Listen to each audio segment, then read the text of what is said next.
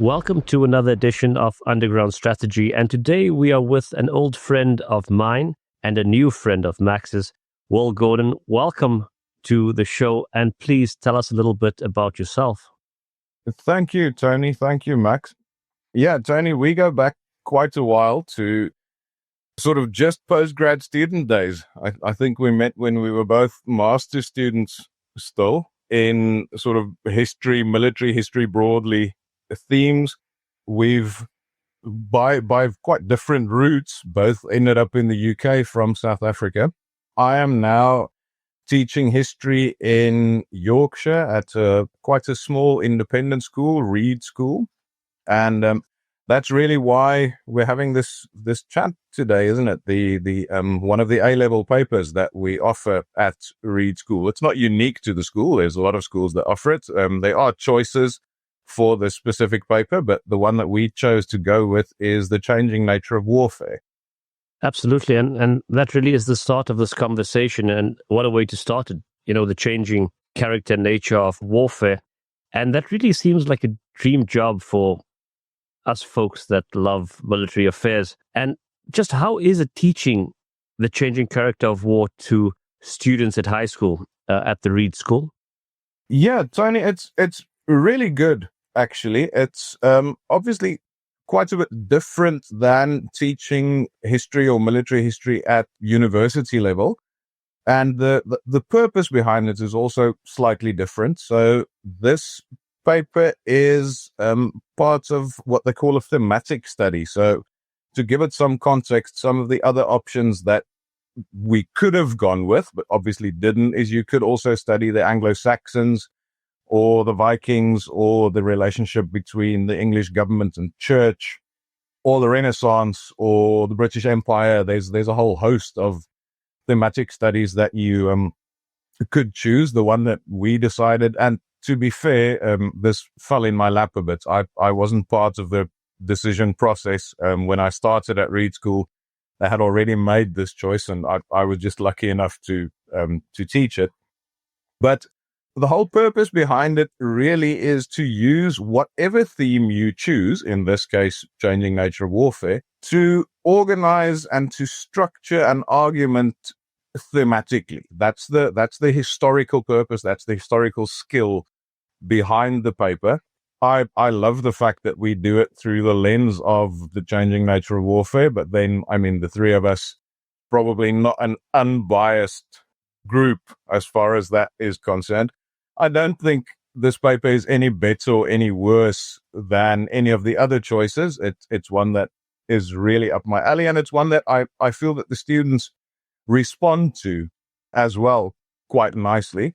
And the other quite important historical skill that's developed in the paper is evaluating and judging different interpretations. So, and again, I think the changing nature of warfare in general, I think is a very divisive thing. People have different opinions about that, which lends itself very nicely to evaluating and judging opinions and coming up with a nuanced, balanced argument for or against an interpretation. And that, I think, is a life skill, not just a history skill, the ability to do that. And, well, like I said, I think war is a good lens to develop that through. I often say, not just in the context of school, but history to a large extent is the history of conflict. Very often, when whatever historical period or topic you study, there is some form of struggle or conflict involved in it. And this paper just kind of highlights that aspect of it. And it links to citizenship and understanding the role of citizens in society and in states and nations. Yeah, it's also sort of about understanding, I suppose, nationalism in a way, and both positive and negative nationalism, which again links to citizenship. I think positive nationalism can be a really positive and a really good thing. Oversimplified, being willing to stand up for your country, taking pride in your country, not being sort of apathetic. Margaret Thatcher, I think, called it positive citizenship, whether you agree or disagree with principles. I think that concept is quite a good one. Negative nationalism, of course, you also develop an understanding for that through this paper. Things like Nazi Germany, or even perhaps Germany in the context of World War One. Not just Germany, many nationalist approaches in World War One.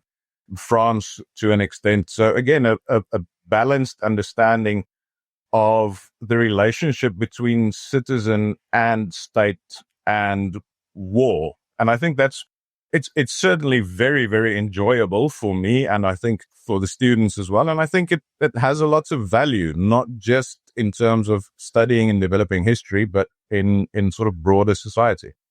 Hi, Will. Max here. Welcome to the show. Very interesting start from you, and I have to confess that I have been called a negative naturalist myself in a different setting. That was back in basic training when we blasted the Soviet anthem in the corridor. But it turned out that I wasn't a Soviet spy after all, so it was all good. But yeah, this is a big subject, and it's highly relevant today. War doesn't just shape history, it shapes society, identity, and kind of how we see our place in the world. Like you said, it's a powerful lens to understand both the past and the future. And I think it's a great choice for a course like this. Myself, I'm more of a battle guy, on the boots on the ground, as they say. So I have to ask, how much emphasis do you put on the higher strategic level versus the soldier's experience on the battlefield? To be fair, Max, there's not a lot of drum and trumpet. There's not a lot of soldier boots on the ground sort of history in this. It's more on I'd say the lowest down it goes is sort of not even quite a tactical level, maybe an operational level. Certainly not soldier experiences kind of thing. It's, I think, more about the relationship of different factors. So if you look at whether generalship or leadership, not necessarily just generals, could be officers or even NCOs of any rank, whether that's more important or whether the soldiers are more important sort of thing, then it's really, the paper is really about the relationship between those. So the study would focus more on how generals make use of what they have rather than how soldiers necessarily implement the ideas of the leaders. One of the examples that I quite like to use, well, let me turn this around a little. I often say playing what-if games in history can be fascinating, but it can also be very dangerous. But one of the indulgences that I allow myself is, what if Napoleon had been a leader in World War One?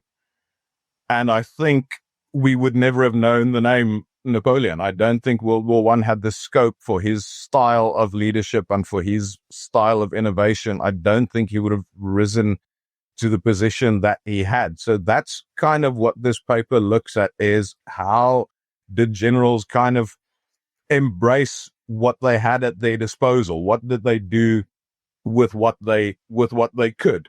Because war is not a level playing field. War is not war games. And as much as war games, and they've evolved obviously dramatically over thousands of years.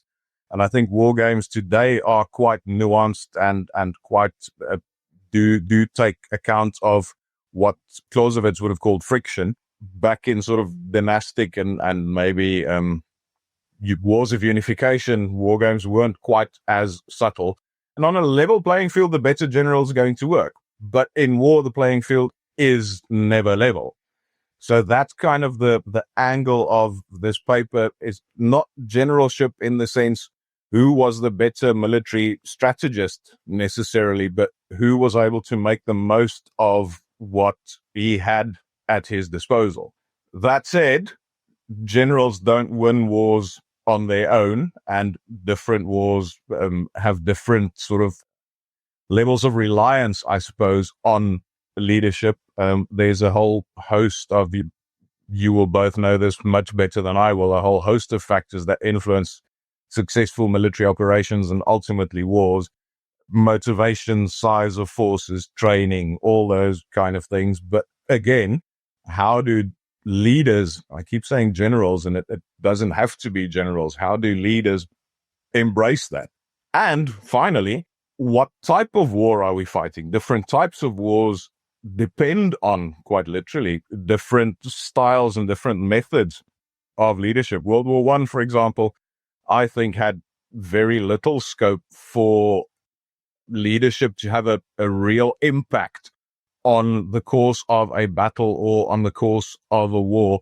Perhaps leadership in the sense of organization and sort of more staff work rather than battlefield leadership. Sure, that might have had an impact. Battlefield leadership, not so much. Hence my Napoleon analogy. So different wars, again, call for different styles of leadership. And that's very much the focus of the paper. And that's the beauty of history in general, and something that this paper very much embraces. We're not looking for the correct answer. There is no correct answer. There are many wrong answers, but there is no single correct answer. That's not what we're looking for. We're looking for a balanced, justified, substantiated argument for any point of view. It doesn't matter what the point of view is. Enjoying the episode? Leave a review wherever you listen. YouTube, hit subscribe to keep us going. Let's carry on.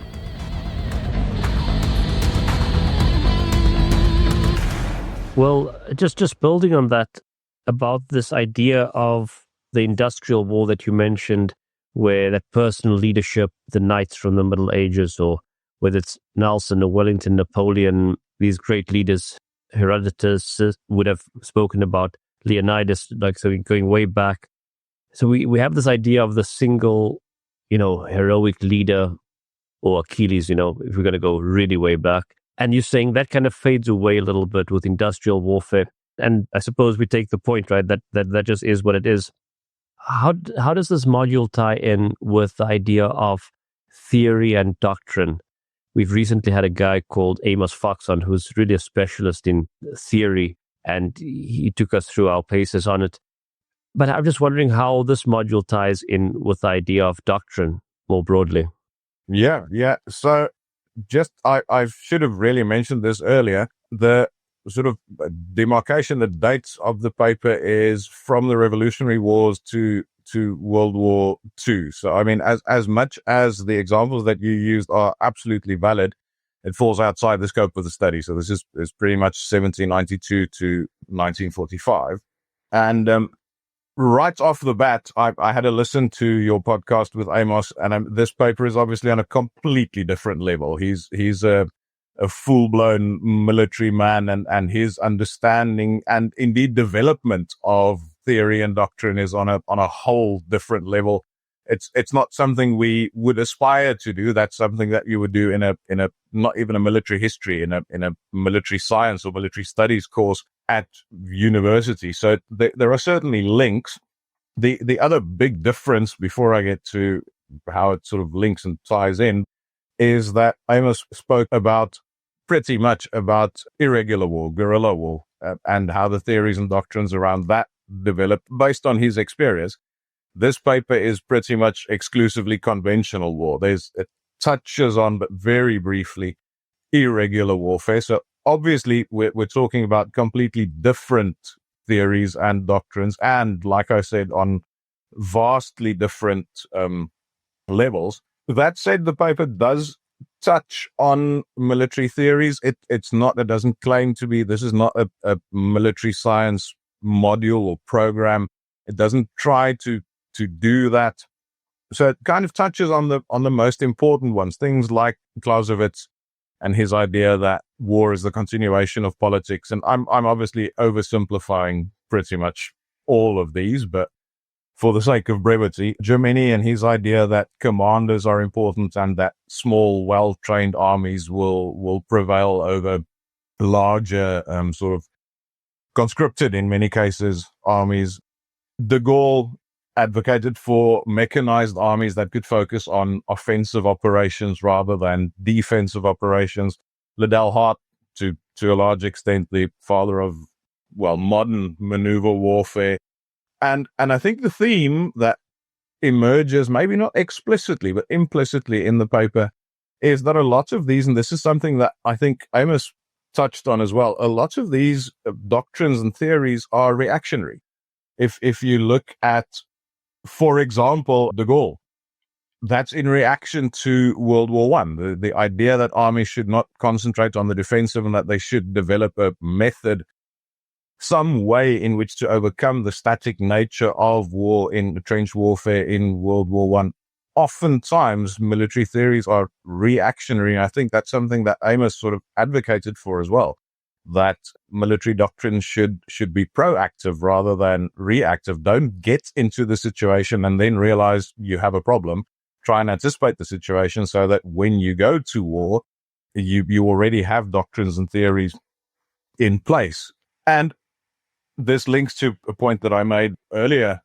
This is not just a study of war. This is a study of citizenship, of society, because this is a principle that I think applies in life as far as possible, not necessarily in a doctrinal way, but anticipate obstacles ahead of time. Don't react to them when you plan anything, whether that's an event, whether that's for your exam, whether that's whatever the case might be. It's probably worthwhile keeping the history of military theory and the reactionary history of military theory in mind and try to sort of preempt that. So yeah, again, it's not just a military thing. The theories that we do touch on are or tend to be the sort of more well-known ones, and also the ones, I suppose, with a bit of a bigger impact on the development of war. So Blitzkrieg's always going to be one. Blitzkrieg was such a drastic departure, and I think more important than the departure, it was a lesson so well learned from the end of World War One, where the impact and the usefulness of smaller, more mobile, heavily armed units, and they wouldn't have called it this at the time, but combined arms warfare started to emerge, and the Germans obviously took this lesson to heart better than anyone else. So Blitzkrieg is very much one of the front and center, I suppose, doctrines, theories that the paper does examine. Another one is Napoleon's reorganization of his armies into corps that were big enough to be independent and didn't necessarily have to group together to wage an effective war, fight an effective battle, rather. They could if they had to, but they didn't have to. They were large enough to be independent and self-sufficient, but they were small enough so that they could effectively forage and live off the land and outmaneuver their enemies effectively. They were much less labored in their maneuver. So that's really the two big focal points, but this is, and I'd very much doubt whether this will ever be an explicit question. It might be an implicit point that you might raise in a different sort of question, but it's not a focal point of the paper itself. Well, when we're talking about doctrine, we can't really avoid to talk about industry because they are so closely connected. You know, how you apply doctrine on the battlefield basically depends entirely on the resources and industrial support behind it. I mean, you can have the best theory in the world, but if the industry can't supply the firepower, it's meaningless, more or less. And of course, the industry itself has its own doctrine, what gets produced, how it's used, and how quickly it can adapt to war. We've seen this throughout history, and especially today. You really can't separate these two from each other. I'm sorry, I always find myself slipping into the present, but it's because so many of these lessons still play out on the modern battlefield. But looking at the period you were studying, from the Napoleonic Wars to the Second World War, how do you see the industry and tech shaping the changing character of war? Absolutely, Max. Industry and technology, increasingly technology, almost more than industry, both of those have an undeniable impact on war, and I think have had since antiquity. What would have been considered industry and tech would have been something different, but let's not go too far back. But certainly there's no denying the impact. This paper, well, in the scope between late 1700s and mid 1900s, could look at sort of vast technological differences. If you think of things like colonial wars, for example, the paper doesn't tend to do this. It tends to look at more close comparisons. There is never parity in either industry or tech. World War I probably came the closest to something like that. So again, it's more, and I think it's deliberately so, it's more nuanced sort of comparisons to encourage students to take either. We don't want a situation where, oh yeah, this is the obvious choice and therefore I argue for that one. The closer the comparisons are, the more subtle the differences become, and the more important and difficult, but that's okay. The more important the argument and the reasoning behind it becomes. Ultimately, I think in the long run, an overwhelming advantage in one or the other, not necessarily both, will more often than not win the war. I think if you had to pick one factor, if you were only allowed one choice, this would be the one that I would pick. I don't think wars are won by one single factor ever, but if I only had one choice, this would probably be the one that I would choose. There might be sort of temporary exceptions. If you think of the American Civil War, for example, early on in the war, although the South throughout the gap increased, but even when the war broke out, the South was nowhere near as industrially advanced as the North, and yet they made a good showing of it early in the war. Even bigger disparities, but again, these are temporary sort of things. If you think of the Zulu War in South Africa at Isandlwana, where a vastly technologically inferior Zulu force defeated a British army, but ultimately lost the war, which brings me back to if I only had one choice, this would be the one that I would choose. In the case of World War II, I think it became more explicit, and quite famously, Yamamoto said before World War I, if I paraphrase quite poorly, but if Japan doesn't win the war within 6 months to a year, they will lose. He recognized that American industrial capacity would simply ultimately overpower Japan, and that was absolutely correct. The exception to this, of course, is irregular warfare, is guerrilla warfare. It might have been Kissinger, I'm not 100% sure, who said that, again, I paraphrase, but guerrilla forces win a war by not losing, and conventional forces lose a war by not winning. And that's the possible exception, and a very relevant one today. Many wars today seem to be insurgency, unconventional wars. And there, of course, the industrial and technological capacity can often be a lot less pronounced than in a conventional war. That, I almost want to say, unfortunately, falls outside the scope of the paper, the A-level paper, but in the broader discussion, and Max, this is something that I often, it's almost a trap that I find myself falling into. I also like bringing things to the present, and I often find myself, after sort of 5 or 10 minutes of explaining something, having then to tell the students, oh, by the way, please don't mention this if you're assessed, because it's outside the scope of the paper. But I think it's important to keep things relevant as well. There's little point in studying the past if you don't sort of link it to the present and indeed the future. And that's why I think it's almost unfortunate that irregular war is not really such a big part of the paper, because that's the one exception where I don't think industry and tech plays such an overwhelming role. And exponents of irregular warfare can use that really effectively to overcome deficiencies in terms of industry and technology. That's a very good point about the irregular warfare, and of course the context is everything there. I think, yeah, it really is an interesting one when you put it like that. How different it can be, and the idea of where irregular warfare or guerrilla warfare happens. Normally, it's in a country that's between some group over there and very often an invading force, and then they just have to win it politically. So that is very interesting.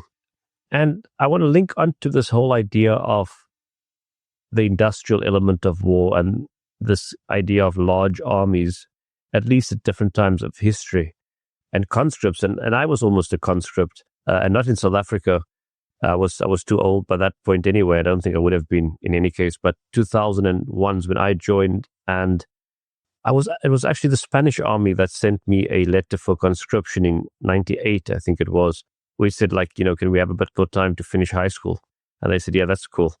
And then it fell away afterwards. Max, you were conscript, weren't you?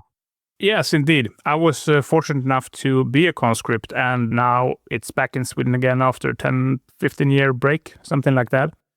And I think conscription isn't just about building armies. It changes society on a fundamental level. A conscription-based nation feels different, even outside of wartime. It kind of shapes how people see service, responsibility, and their own role in the country. So it's not just about the military, it's about how the state and its citizens connect. And there's a lot of misconception about conscription, in my own opinion. And people often assume it only works in authoritarian states, but plenty of stable democracies have successful conscription models. I mean, you can look at Finland, Israel, Sweden, and there are plenty others where service is a part of the national fabric. And even if someone doesn't serve, they grew up in a society where that expectation exists.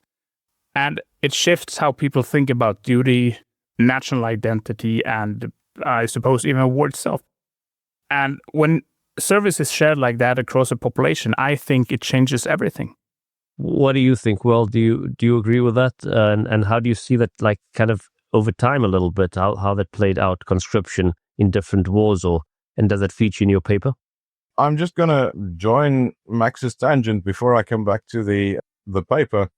It's a really interesting point that you make, Max, that even if you are not conscripted, just living in a society that has conscription has an influence on your sort of psyche and your mentality and ultimately your citizenship. I mean, Max, I didn't realize this, but you were a conscriptonian. I grew up in a country that was very dominated really by conscription and national service or whatever you wanted to call it. And I remember when I was in prep school, not even prep school, in sort of pre-primary school there, South Africa at the time was also quite a religious country. So the sort of standard prayer at the end of the day was, please be with all the soldiers that are protecting our country's borders, sort of thing. It really permeated all layers of society, right down to, we're talking 4 or 5-year-olds were sort of aware of this. And that's a larger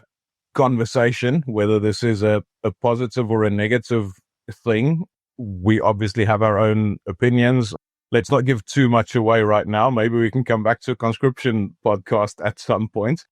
I think there are positives and negatives to it. I think, like most things, there are both sides to the coin. In terms of the paper, if we rein ourselves in slightly, Max, you also touched on, or was it you, Tony? I forget now. But anyway, the political implications, and conscription always carries political implications, for better or for worse. It might be seen as a positive, good citizenship sort of measure, and it might be accepted positively. More often than not, I think it's experienced quite negatively. And that actually ties in quite nicely with the Clausewitzian idea of war being a continuation of politics and conscription being one element of that continuation of politics. So as a military thinker, strategist, you need to consider whether your political aims are being served by introducing conscription. It might win you the war, but if you espouse the Clausewitzian idea, of course, which you don't necessarily have to, but will it ultimately serve your political purpose? Because that is the ultimate aim of war for von Clausewitz. And that makes conscription a bit more tricky. So it's not just about winning the war. It's also about how winning the war will influence politics, and then how whatever method you choose, in this case conscription, will ultimately influence the politics post-war. Of course, conscription also has a massive impact on the nature of armies, the size, the levels of training, and this goes back to leadership. Good leaders adapt to what they have. It's a completely different approach to leading a professional, well-trained, well-equipped army than it is to lead a nation in arms, sort of massively, widely conscripted army. And I think the paradox is the wrong word. The difference, I suppose, is maybe not clear, but as clear as it's going to get, I suppose, in the British approach during both world wars, actually, where although conscription was introduced, Britain still, to a large extent, emphasized reasonably good, maybe not to the level of professional soldiers, but reasonably good training before they committed soldiers to war, compared to, for example, the Soviet Union in World War II, where that was very much not the case. And again, it's not a case of one's better than the other. Context were totally different. Soviet Union had a much larger pool of potential soldiers than Britain had, but it's different approaches, and it calls on different styles of leadership. So again, these factors all tie together. It also links with industry. To what extent is your industry geared and able to supply a larger army? What level of technology can you provide them? That's really relevant today, maybe less so in the period of this paper, but there's no point in having a massive army if you can't supply them with the latest tech that your doctrine may well assume that you have. So there's a whole lot of things linking together here. No point in equipping a present day army with 1980s or 1970s vintage equipment, as apparently the Russians are doing to an extent in the Russia-Ukraine war now. With I don't believe, I'm not an expert on that topic by any stretch of the imagination, but I don't believe they're having an awful lot of success with that idea. So yeah, leadership, command and control, planning for war, logistics, administration, all of these things are influenced massively by conscription. Will conscription win wars? I don't think there is a clear-cut answer to that. Is conscription a good idea? I think there is, in my books at least, a more clear-cut answer to that, but maybe not for the reason of winning the war. But again, that's something we can possibly come back to. Yeah, definitely. I think I'm going to take you up on that offer to do a full episode on conscription. I mean, it's a big topic, and I think there's so much more to unpack and talk about around that. And I especially agree on the leadership part. I haven't led a conscript army, of course, but I have led and trained both conscript units and professional units. And while there are differences, they're not as big as people might think. A conscript might not have signed up for it, but it doesn't mean that they are any less motivated. Often they bring just as much drive and commitment as professionals, in my opinion. And that's what makes it so valuable. You have to lead differently, yes. You can't just apply the same methods as you would with a professional force. But if you get it right, a well-trained conscript unit can be incredibly capable, and that is what makes it such an interesting dynamic, I think. Absolutely, Max. And of course, within a conscription or a conscripted environment, you will still have soldiers that would have joined the military or would have been motivated to join the military even if conscription hadn't been there. So I quite agree. And I think I might be guilty of this sometimes, of kind of viewing conscripts all through the same sort of lens. And that's not accurate. You will have unwilling conscripts, but you will certainly also have willing conscripts that would have joined regardless. And those are two quite different groups. Support the mission, one beer at a time. Head to undergroundstrategy.com/support and we'll raise a glass in your honor. Now, let's get back to it. Yeah, definitely. And I think that's what makes it so powerful. Sure, there will always be people who are hard to manage, but you will find that almost everywhere, in civilian life and in a military unit. But that mix of different backgrounds can be an advantage if you know how to handle it properly. But since conscripts aren't really an alliance, I want to shift focus to alliances themselves and how they shape war. Because throughout history, they played a massive role, from the Greeks uniting against the Persians to NATO after World War II. So what are your thoughts on that? How do alliances impact war, and do they always make military stronger?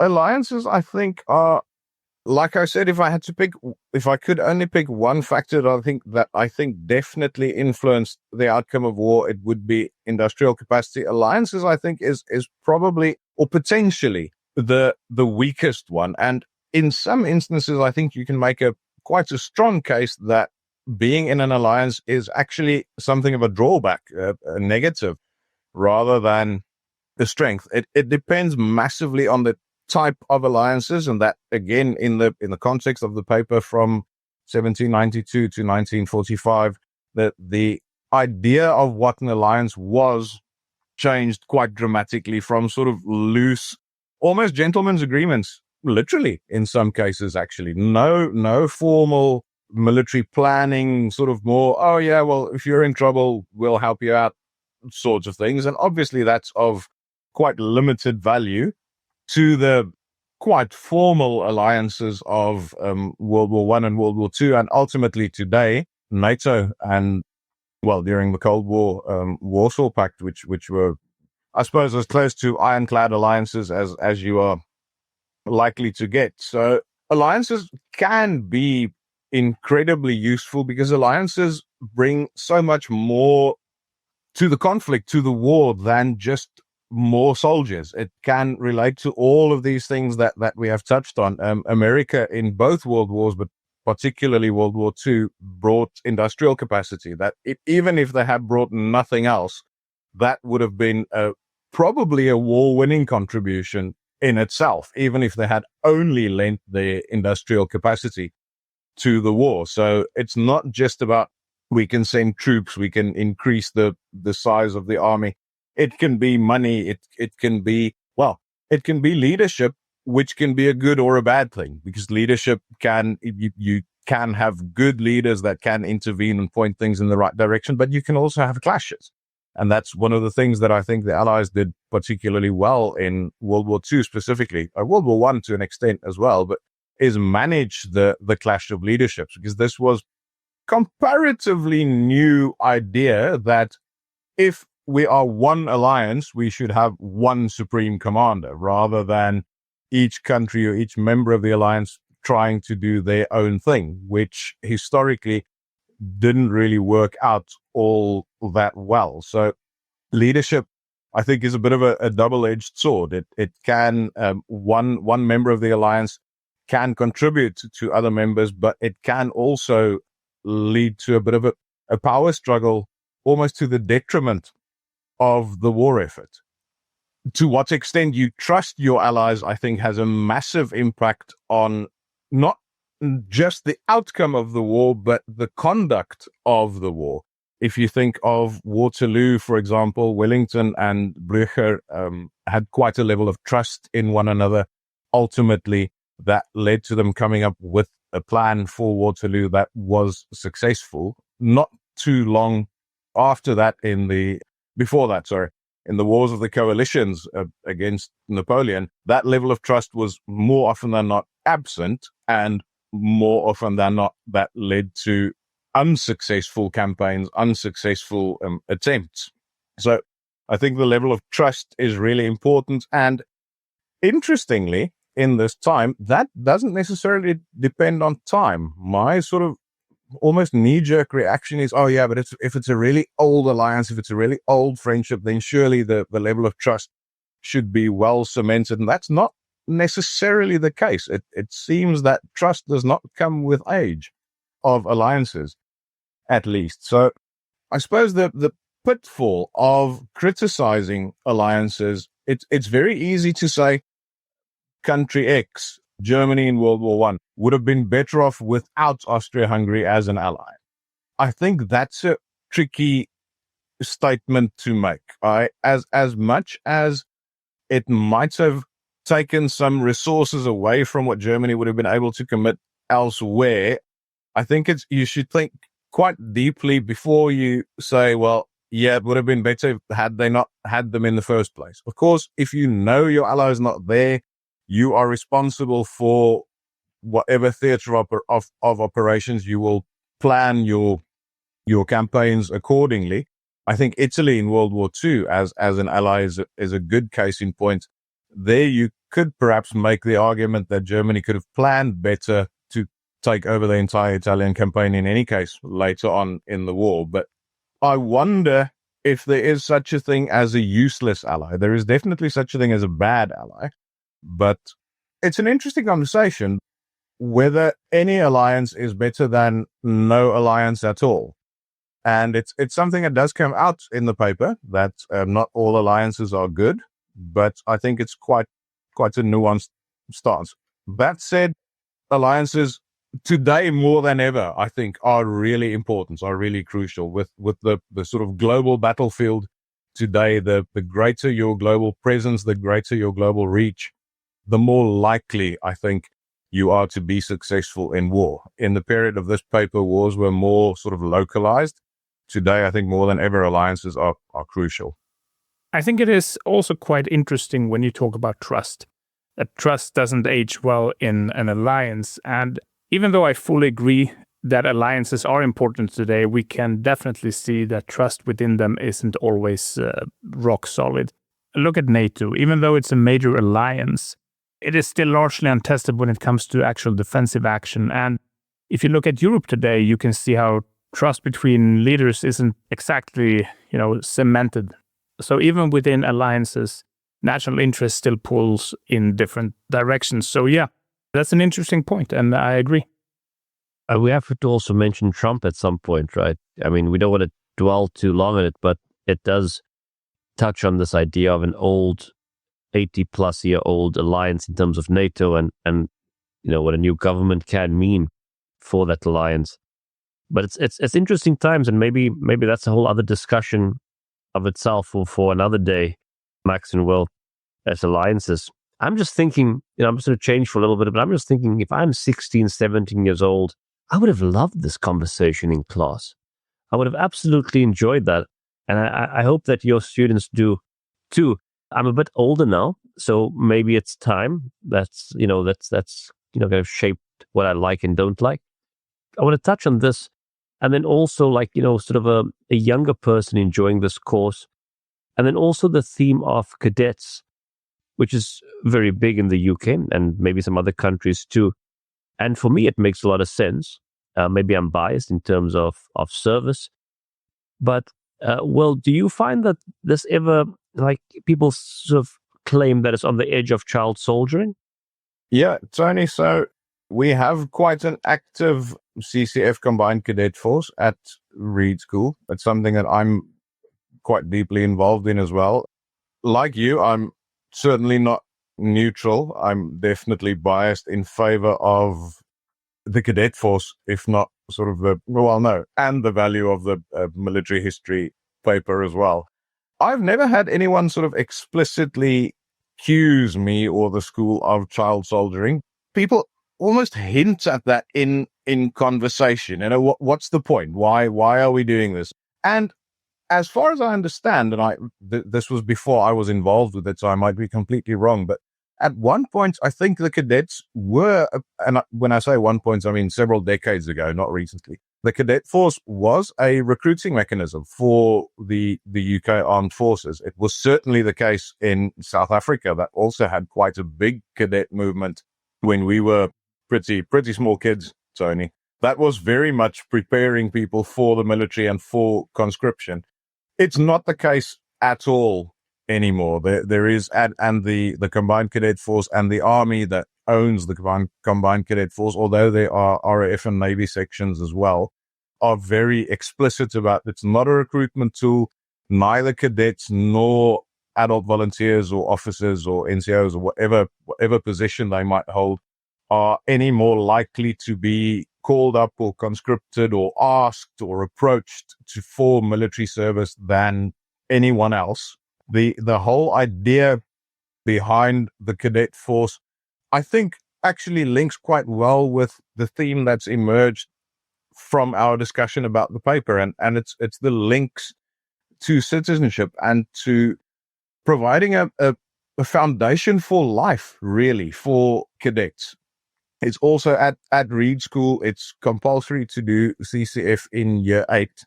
And after that, and it's for an hour and a half a week. I mean, it's not It's not as if it's a military, turns it into a military school.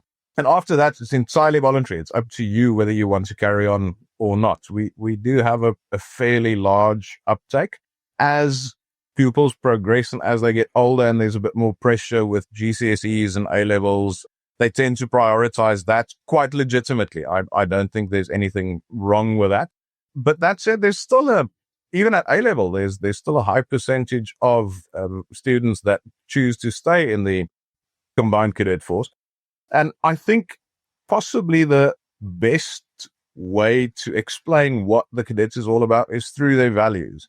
And I'm not going to delve down into this. I'm just going to sort of mention them. It's also the Army values. They use the acronym C drills.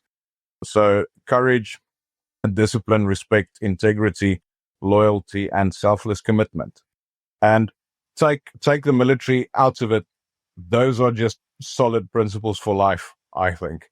And I believe, as I'm sure all three of us do, the military environment is just the ideal place to foster that and to encourage that. And the mechanisms that you have in a military environment enable you to instill those values in any young people, older people, doesn't matter, in citizens and potential active citizens to a larger extent than most, if not all, other environments.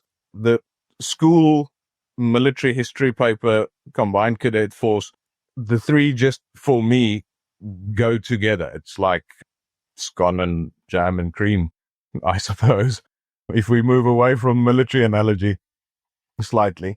So, yeah, and that's just, if everyone espoused that and if everyone sort of embraced that, I think society would be so much of a better place. Not that I'm knocking society as it is, but I think very few people would argue that there's not room for improvement. And I believe very firmly that the CCF environment is a really powerful mechanism to achieve that. But at the same time, a large part of it, probably the main part of it, is cadets are supposed to have fun. Training programs, planning is done with always in the backdrop, will this be fun? Everything doesn't always have to be fun, but I think you and I spoke about road marching at some point and it being a sort of a rite of passage almost. So you kind of have to go through the almost the anguish to get the sense of achievement at the end. But then once you get to that point, looking back, it is fun. It seems to have been fun when you kind of think about the details, and actually it was not. But hey, I've done such a big thing. Your mind kind of turns that into a positive. It is a positive experience, but your perception of it also changes, and you kind of forget the hard yards, quite literally, that you put in. I think we don't really have that in Sweden, but I was a part of something similar, a kind of a volunteer defense association. It wasn't nearly as popular and mostly for people who were a bit too into that kind of thing. So for me, since we don't have the same culture around it, it didn't really shape me in the same way.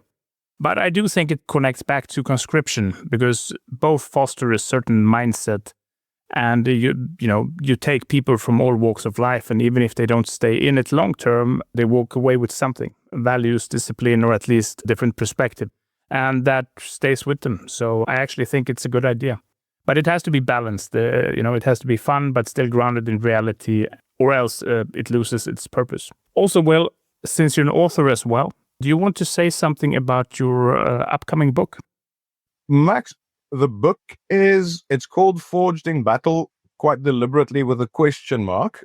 It's about a unit of primarily black troops led by white officers that fought sort of on the side of apartheid South Africa. So that's what initially drew me to it. The unit's motto is Forged in Battle. By adding the question mark, I tried to investigate the kind of social dynamic of the unit. Most of them were ex-Angolans who were involved in the Angolan Civil War and then joined the South African Defence Force with their families. So that was a whole, almost unmilitary in a way, dynamic, which is really what I was looking at more than the drum and trumpet sort of history. There are very good drum and trumpet histories of 3-2 Battalion out there. So that's kind of my angle, the social dynamics, also the racial dynamics within the unit, which was quite unique, I think, in the context of apartheid South Africa. So that should come out in the next few months. I think it's in the final stages of publication. So watch this space, I suppose. Yeah, that sounds really good. And it's been a real pleasure having you on, Will. I think we will definitely need to have you back. There is so much more to unpack in this area. And thank you again for coming. And to everyone listening, I hope you're having a great week. And we will see you next time. Bye-bye. Thank you. Bye-bye.